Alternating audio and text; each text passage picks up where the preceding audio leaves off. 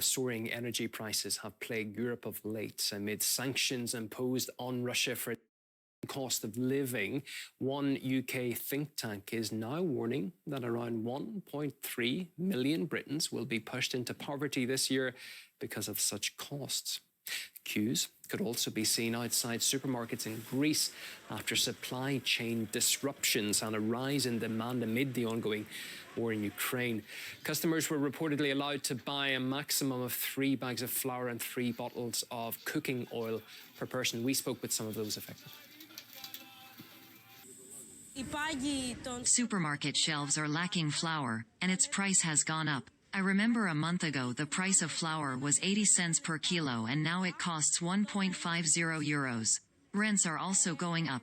The electricity bill is increasing while salaries are going down. All prices have gone up. Things are messed up. You cannot buy what you want, as some supermarket shelves are empty. Well, I talked to German geopolitical analyst Rainer Rothfuss earlier. He is confident that despite publicly backing Washington, EU leaders are interested in lifting sanctions as they begin to see the consequences on their own countries.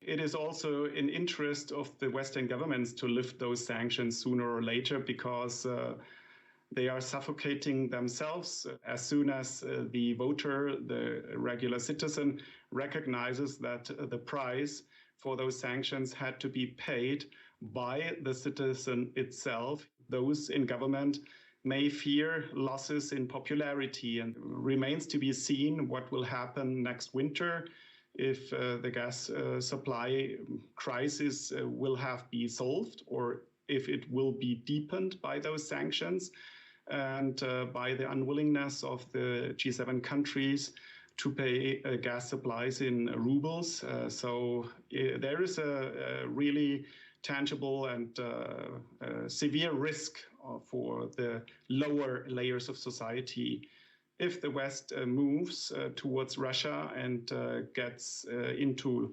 really serious negotiations. Then there is a better prospect, of course, for our economic development. In an interview given to Serbian media, Sergei Lavrov has expressed shock at the level of Russophobia in the West amid events in Ukraine. The Russian foreign minister also reiterated that Russia's priorities for the new round of peace talks are securing the safety of Donbass residents and the demilitarization of Ukraine.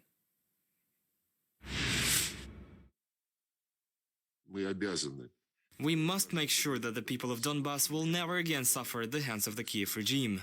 We must make sure that the West and NATO stop trying to acquire Ukraine as a physical and military threat against Russia, so that Ukraine ceases to be a country that is constantly militarized, and where there are attempts to place offensive weapons that threaten Russia.